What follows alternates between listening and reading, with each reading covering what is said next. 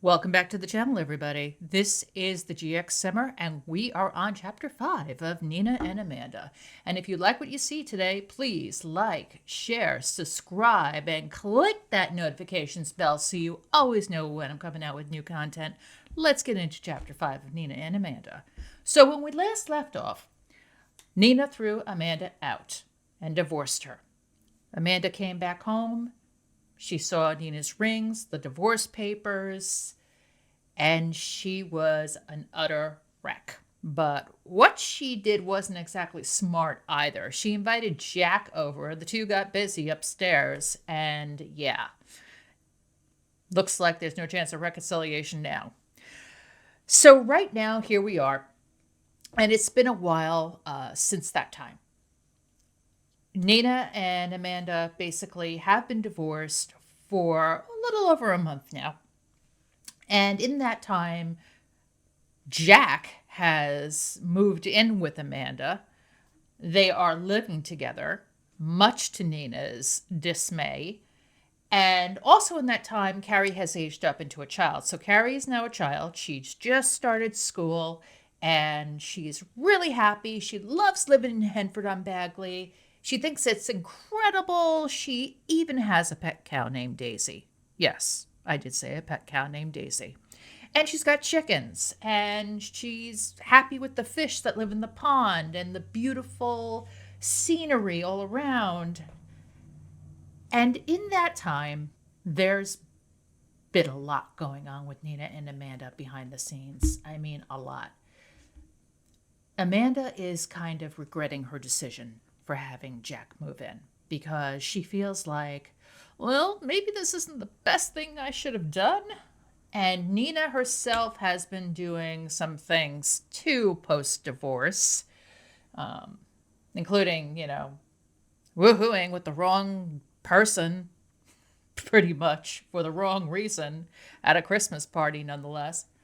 So it has been an incredibly trying time for both. I mean, both are trying to figure out what to do and how to handle this new normal. And there is one major problem that Amanda has in this relationship with Jack, and that is Carrie does not like him at all. In fact, she downright hates him. So let's talk about Nina for a second. Nina basically is making herself to be a workaholic again. Nina plugs away on her books. She's not dating. Mostly she spends it at home running on her treadmill, watching TV or events when obligated. But Nina is writing again and churns out her fourth bestseller, Lost Desire. It makes her publishers a ton of money and is optioned for a movie with her writing the screenplay. Carrie spends every other weekend and alternate holidays with Amanda. Any changes to the divorce need to be done in the presence of third-party arbitrator with both present.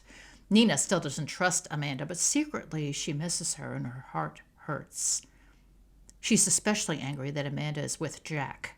She feels not only betrayed, but used and tossed aside. The way they ended things was ugly and hurtful, but now it's got her thinking, was Amanda right? Did Nina cause this? She spends her nights usually crying herself to sleep. After 3 months of dating, Jack proposes. Amanda agrees, but is unsure she should have said yes. Maybe this is the way to go, she thinks to herself. He is a good man. He can make me happy. Maybe. He tells her he wants to invest in the clinic and be a full partner. Amanda accepts. That way she's not his boss, but business partner and fiancé. The employees now see what they suspected for a while, that Amanda and Jack are a couple. About time, they think. And Jack is especially proud of himself for stealing Nina Gaban's wife from her. Talk about an ego boost. He stole the wife of a major celebrity. There's that notch on the headboard. Amanda's whole family thinks she's rushing into things, especially Jada and Jonah, who seem to favor Nina's side of the story. Amanda is Jada's older sister, and she loves her, but she feels what she did was wrong, and this especially is wrong. Leah, Amanda's youngest sister, seems to side with Amanda, although she is still very close with Nina. Nina becomes very bitter and jaded when she learns of the engagement. She can't believe Amanda has moved on so quickly, and her riding suffers, making her lose a lucrative deal. At Amanda's home, Carrie hates Jack. She fights with him often, refuses to listen. Amanda is witness one day to Jack yelling at Carrie, calling her a spoiled little brat who needs a spanking. Amanda is furious and fights with Jack. He promises he'll never do it again, but when Amanda is not looking, he does say mean things to Carrie. Later denies it, calling Carrie a vicious little liar like Nina. In turn, it makes Carrie mean. She frequently kicks and bites him. She also pranks him often. She really despises Jack. It takes a toll on her studies, and Carrie becomes a mediocre student who doesn't seem to care about school. And from Jack's taunting of her, Carrie develops some expert insults, making her sarcastic. Because Carrie relays news to Nina about Jack, Nina becomes extremely protective and starts fights with Amanda routinely. She also fights with Jack, warning him not to lay a finger on my daughter or say one mean thing to her that makes her cry. Jack also yells back at Nina, calling her a bitch. A year passes quickly since the divorce, and Jack and Amanda have been together for that long. In the first of the year, Amanda is struggling with her decision to marry Jack. Carrie absolutely hates him, and Amanda is regretting the engagement. While the insults and fights have gone down to a minimum, Carrie hates being anywhere Jack is. This past year has been stressful.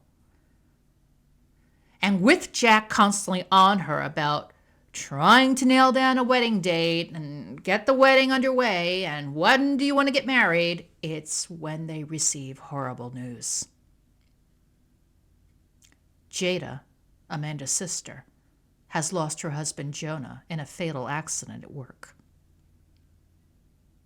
It rocks the entire family. And her daughter, Jane, is only 4 years old when her father dies.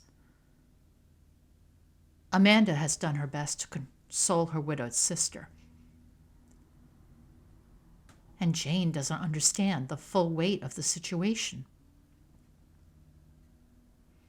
But Jonah, he was like a true friend to Amanda. And also to Nina and Leah. Robert and Olive loved him like they were a son to him. I mean, he was their son-in-law, but they really considered him like a son.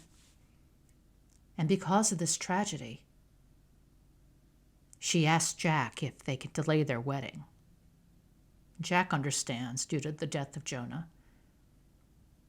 And Jada becomes Amanda's sole focus as she tries her best to help a grieving sister.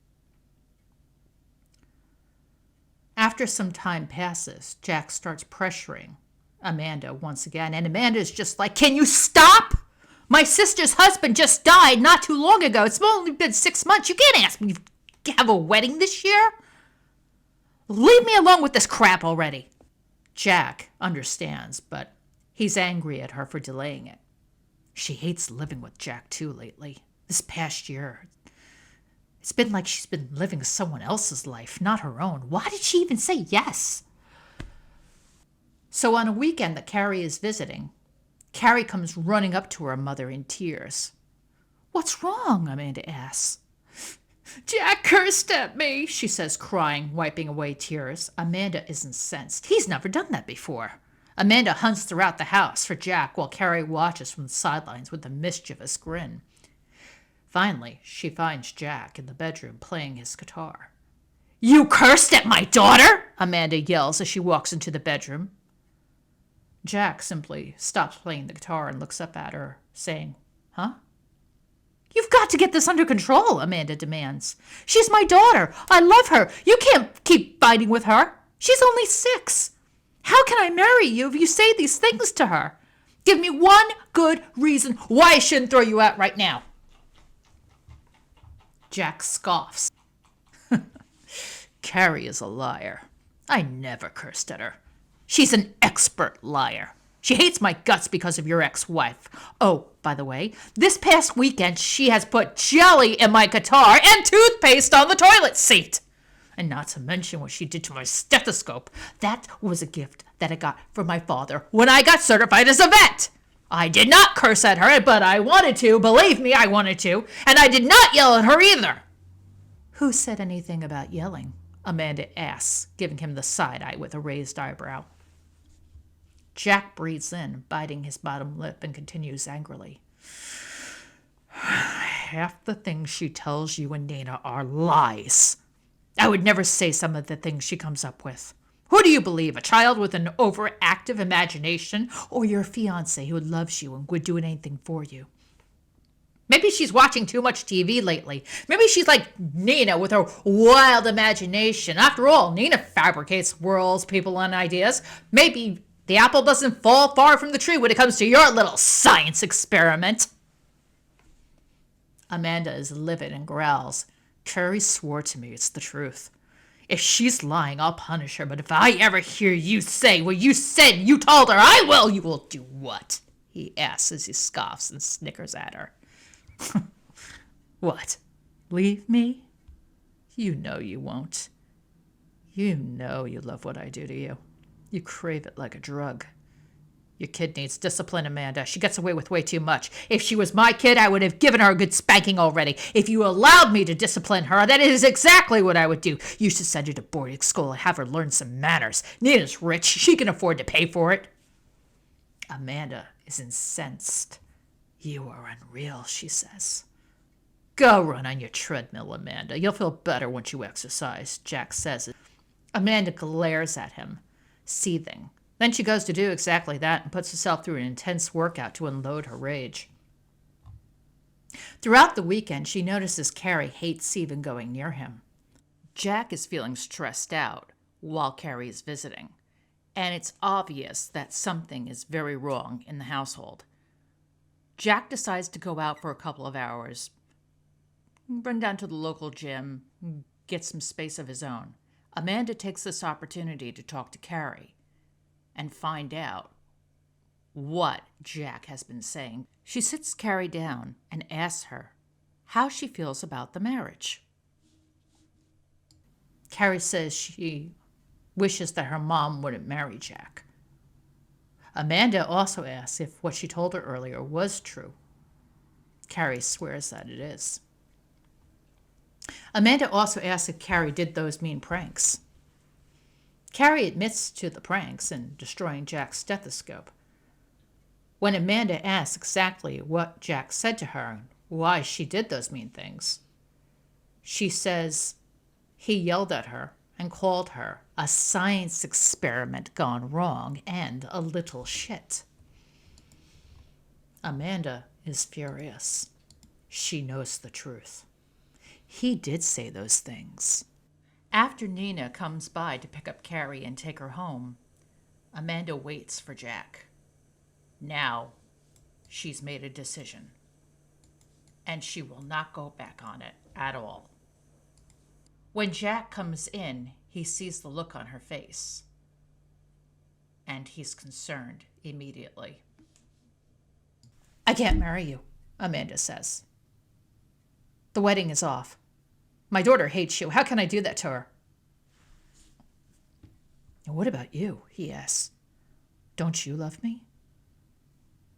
Amanda, realizing she's never said it to this point, answers, no. She takes her engagement ring off and hands it back to him, looking down. Jack looks at her in shock and then goes upstairs.